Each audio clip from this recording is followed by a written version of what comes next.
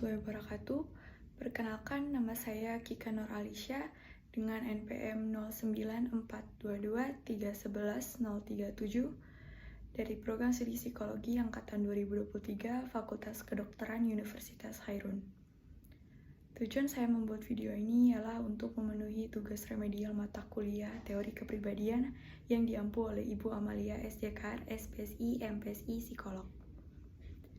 Dalam video kali ini saya akan membahas teori kepribadian menurut Erik Erikson. Sebelum membahas teori kepribadian menurut Erik Erikson, hendaknya kita mengetahui latar belakang Erikson terlebih dahulu. Erik Erikson lahir pada tanggal 15 Juni tahun 1902 di Frankfurt, Jerman, dan meninggal pada tanggal 12 Mei tahun 1994 di US. Ayah Erik Erikson sendiri adalah penjual asinan mangga yang tidak diketahui namanya, dan ibunya adalah Carla Abramson, seorang wanita Yahudi. Kedua orang tuanya telah berpisah sebelum ia lahir.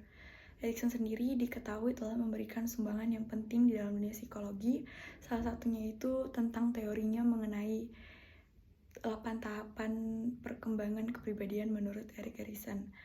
Nah, 8 tahapan perkembangan psikososial kepribadian menurut Erikson inilah yang akan saya bahas. Nah, tahap psikososial perkembangan kepribadian menurut Erikson sendiri ada 8. Yang pertama yaitu trust versus mistrust. Ini terbentuk pada masa infansi. Pada tahap ini, individu bergantung pada orang lain untuk pemenuhan kebutuhannya. Jika kebutuhannya secara konsisten dicukupi, ia kemudian menerima rangsangan dan cinta, maka berkembang rasa kepercayaannya tidak hanya kepada orang lain namun juga kepada dirinya sendiri. Sebaliknya, apabila kebutuhannya tidak dicukupi secara teratur, kemudian ia menerima cinta, rangsangan, dan perhatian yang sedikit, maka muncul perasaan ketidakpercayaan dan menarik diri. Ia telah melepaskan harapan karena kekuatan dasar pada tahap ini yaitu adalah harapan. Selanjutnya ada fase autonomi versus shame and doubt. Ini terbentuk pada masa awal kanak-kanak.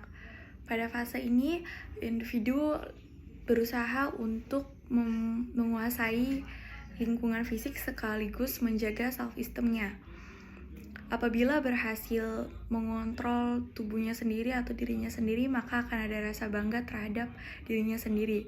Namun jika yang terjadi sebaliknya, maka perasaan yang muncul yaitu rasa malu dan ragu. Nah, self-doubt sendiri ini dapat meningkat apabila orang tua sering mempermalukan anaknya. Yang selanjutnya ada inisiatif versus guilt. Ini terbentuk pada masa play age.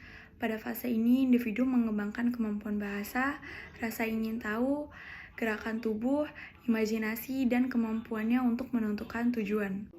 Kemudian pada fase ini juga individu sudah menetapkan apa yang akan dicapainya dan berusaha mencapainya dengan purpose atau tujuan. Pada fase ini juga individu sudah belajar apa yang dilarang, tetapi ambisinya tidak terbatas sehingga menjadi agresif, manipulatif untuk mencapai tujuannya, sehingga kadang timbul rasa bersalah. Selanjutnya ada fase industri versus inferiority. Ini terbentuk pada masa school age. Pada masa ini individu sudah mulai tekun, individu sudah bersedia untuk melakukan satu kegiatan sampai selesai.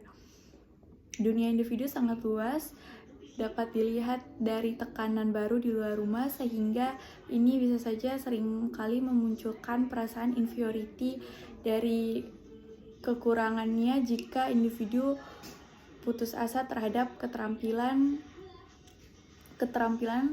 dan statusnya di antara teman sebayanya. Selanjutnya ada fase identity versus identity diffusion.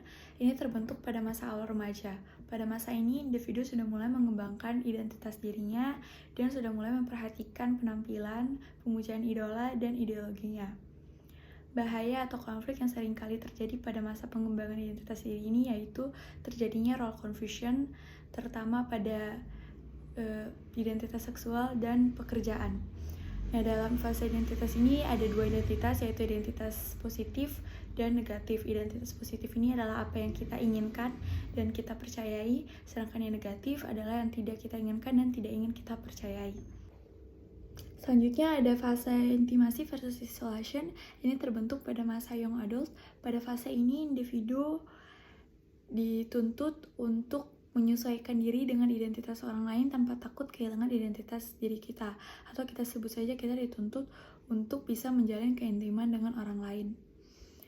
Apabila kita takut menjalin keintiman dengan orang lain atau tidak mampu bekerja sama dengan orang lain melalui berbagai intimasi yang sebenarnya, maka individu biasanya akan mengisolasikan diri atau menyendiri.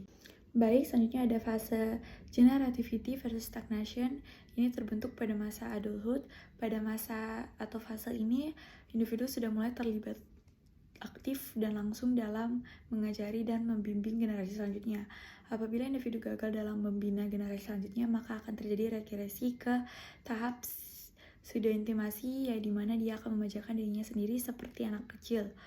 Ini merupakan bentuk atau sebab dari stagnasi, bosan, dan lemah.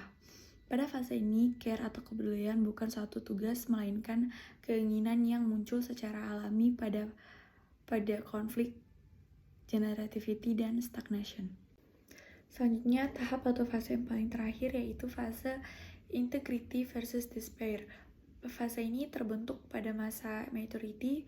Fase ini merupakan time of reflection di mana individu melihat seluruh kehidupan yang telah ia jalani, dan pada fase ini individu sudah mulai menerima kemenangan dan kekalahan kehidupan. Inilah yang disebut ego integrity. Nah, pada fase ini individu merasa marah atas hilangnya berbagai kesempatan dan merasa menyesali perbuatannya atau kesalahannya yang tidak dapat dia perbaiki lagi sehingga merasa putus asa. Baik, itulah penjelasan dari saya mengenai 8 tahapan psikososial perkembangan kepribadian menurut Erik Erikson. Kurang dan lebihnya saya mohon maaf. Wassalamualaikum warahmatullahi wabarakatuh.